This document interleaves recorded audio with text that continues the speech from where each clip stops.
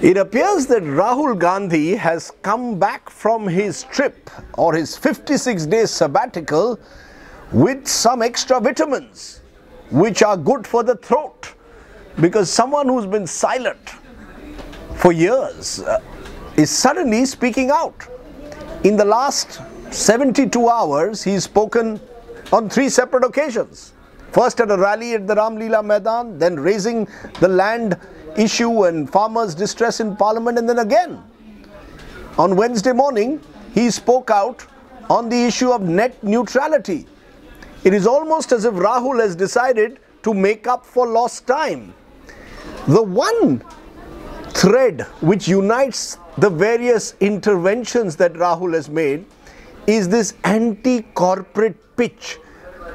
The fact is that when he spoke out on the land issue, he did it in the context of claiming that this was a suit boot ki sarkar, thereby suggesting that this government was selling out to corporate India. Now, even in the context of net neutrality, he claims that the government is selling the net to corporate India. My big question is, will this anti-corporate pitch of Rahul Gandhi really work? Is it in sync with a new India? Simply targeting someone as a suit boot ki sarkar is not going to work for the Congress. Let's be honest. As someone wrote the other day, the Congress encouraged crony capitalism for years, for decades. So the Congress has no moral high ground where they can target the BJP.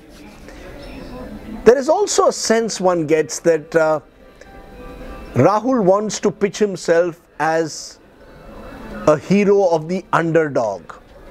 Now, that's all very well, and it's an interesting tactic to try and project yourself as anti-establishment, but the fact is that Rahul is a child of privilege.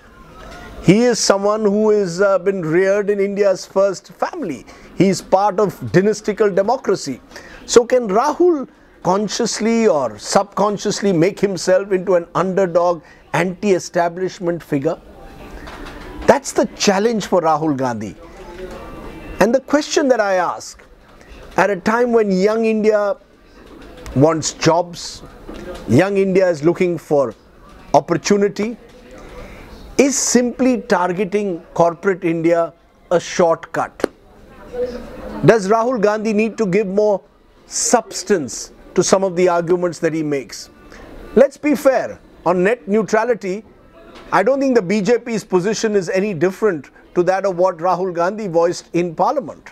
So is he simply scoring a political point to try and somewhere create the impression that the BJP has sold out to corporates and telecom companies? On the land bill, Rahul Gandhi needs to offer again an alternative. Simply saying that the government is selling land to corporates won't be enough. Because remember, there have been Congress governments in states like Haryana over the last decade where large tracts of land were sold to the same corporates. So can Rahul again take the moral high ground here? These are some of the dilemmas that Rahul Gandhi will have to wrestle with. It's clear that he wants to position himself and his party as a left of center party. But does that mean going back to, in a sense, the rhetoric of pre-1991 India, where doing business was in some way seen as evil? Let's be clear, India has changed.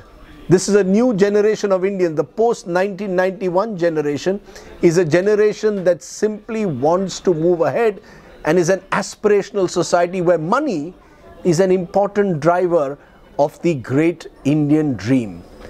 So Rahul is going to have to carefully craft this strategy while positioning the Congress as a left of center party. Will he sing? Will he succeed?